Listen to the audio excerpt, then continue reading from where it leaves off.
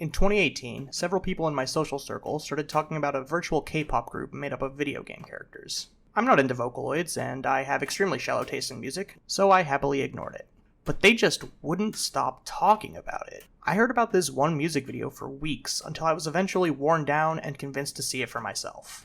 So I sat down to watch KDA's Pop Stars, and a rant about it has been bubbling up ever since. I have a strong and pure dislike for the KDA music videos, but I try not to be needlessly negative in public spaces. That goes double for extremely popular things, so I've mostly kept my grumbling to myself and a handful of others. But then I learned about some of the lore behind this virtual K-pop group, and I can no longer contain myself. See, I'm a dancer. I have been since before birth, as my parents met at a folk festival, and my early childhood was largely structured around my parents' rehearsals and performances. I performed semi-professionally for most of a decade, and I spent between 2 and 5 nights a week at various studios for the entirety of ages 6 to 18. During my time as a performer, I was very close to the behind-the-scenes and preparatory aspects of the shows, by virtue of my father being one of the directors and choreographers I performed under. And the fact that in the fictional universe of KDA, one of their members is a world-renowned dance choreographer is not just laughable, but frankly insulting to a medium that I care deeply about.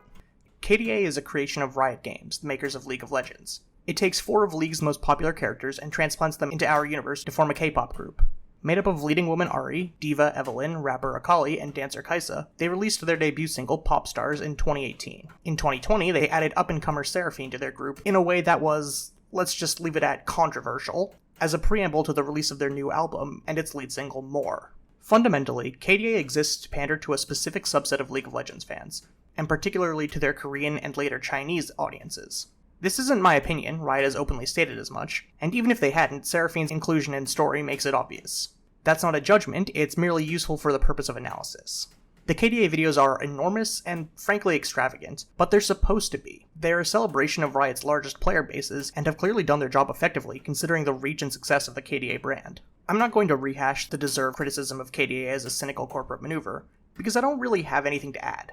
Taking it on its own artistic merits, however, there is some room for criticism that I haven't seen properly explored. Dance is a wildly diverse medium, and every style has very deep cultural roots, most of which I do not share. I mostly practice and performed folk and tap, and I also have foundational training in ballet and jazz, so those are the styles I'm most culturally connected to. K-pop choreography tends to draw heavily from traditionally black styles. 90s and early 2000s hip-hop is the most prevalent, but there's distinct house and even disco influence as well. Neither K-pop nor hip-hop are cultures that I'm personally part of, and K-pop especially I have very little experience with. I'm not here to judge it as a style, and this video has absolutely nothing to do with the music that is intrinsically tied to K-pop choreography.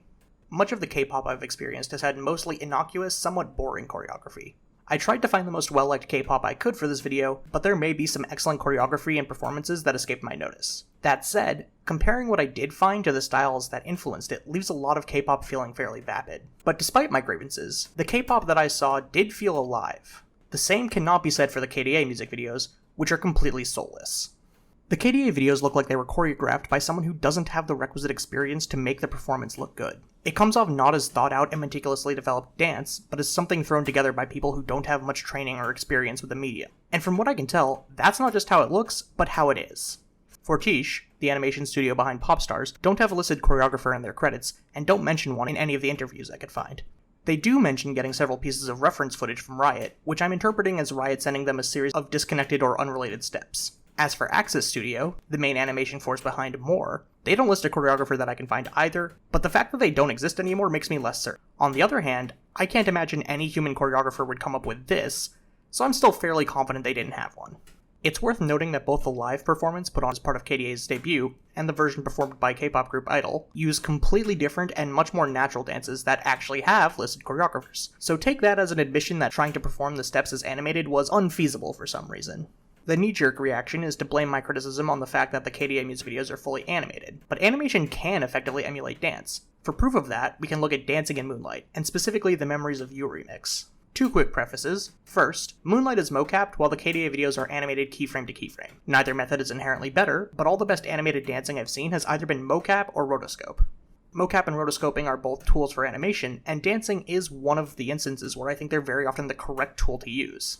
However, there are usually distinct stylistic fingerprints associated with them, and Riot presumably wanted to avoid that and stick to their very slick and clean aesthetic. But even accounting for the obvious differences in natural movement and fluidity that Moonlight's mocap allows for, KDA is a massive step down.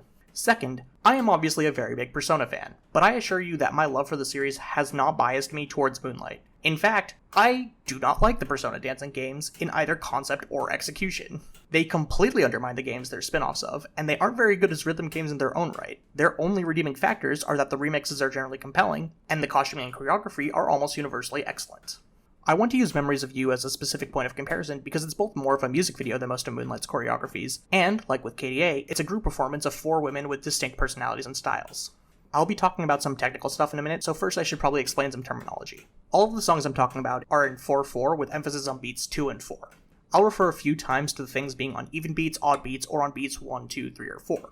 With songs in 4/4, musical emphasis is almost always placed on beats 2 and 4, and steps therefore should usually be matched to the same beats.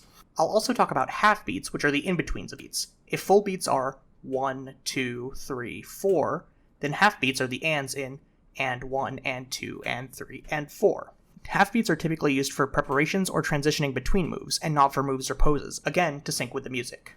Before I get into direct comparisons, I highly recommend watching all 3 music videos for yourself, as dance is a kinetic and temporal medium that's meant to be seen from beginning to end. By dissecting it on a more granular level, we can see why and how specific aspects of choreography work, but in the process the performance is made flaccid and unimpressive. Starting with KDA's pop stars, the characters look like they have absolutely no weight or momentum to their movements. This step here has them lift on the odd beat and step on the even beat, but both the lift and the step are emphasized, so it ends up feeling awkward. Hitting both marks equally hard makes it look less like a preparatory lift and more like 2 poses, but if that's the case, you want both lift and step on even beats.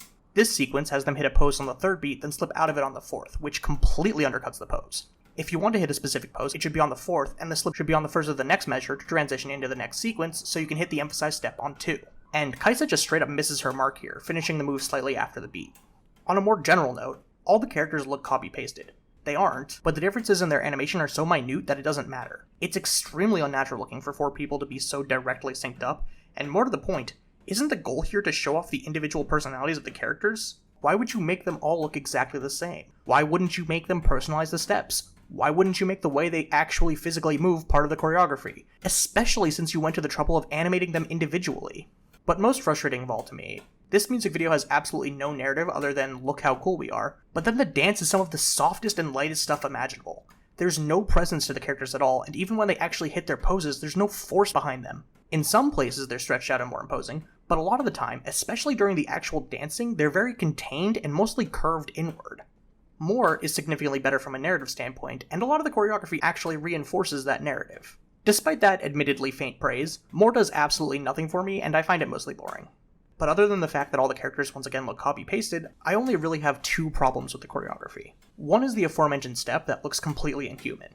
I really hate this step so much. It has the same problem I mentioned earlier of hitting a pose on 3 and slipping out on 4, but far more egregious is the transition from 2 to 3. They do their arm pumps on half beats, landing on full beats, and that's good, but the preparation is on the half beats before 1 and 2.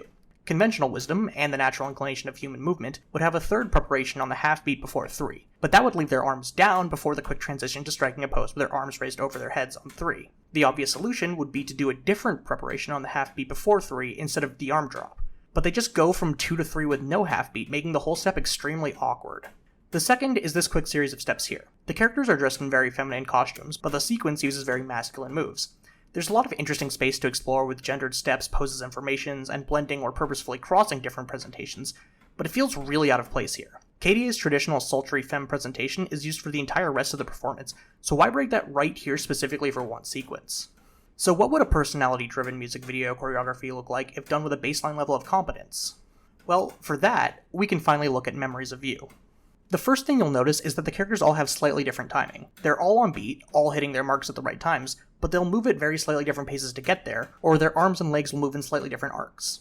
Compared to the robotic synchronization of KDA, this feels so much more natural and alive. On a related note, each character has an extremely distinct style. They're all performing the same steps, but their arms are in different positions, or the poses they hit are different. Here, for example, Aigis holds her arms perfectly straight because she's a robot, Mitsuru and Yukari both swing their arms in circles because they're more energetic and outgoing, and Fuka keeps her arms down and slightly behind her because she's quiet and shy. The poses they strike at the end of the sequence are equally unique. Mitsuru stares down the audience with her arms crossed to signify that she's an imposing and serious person.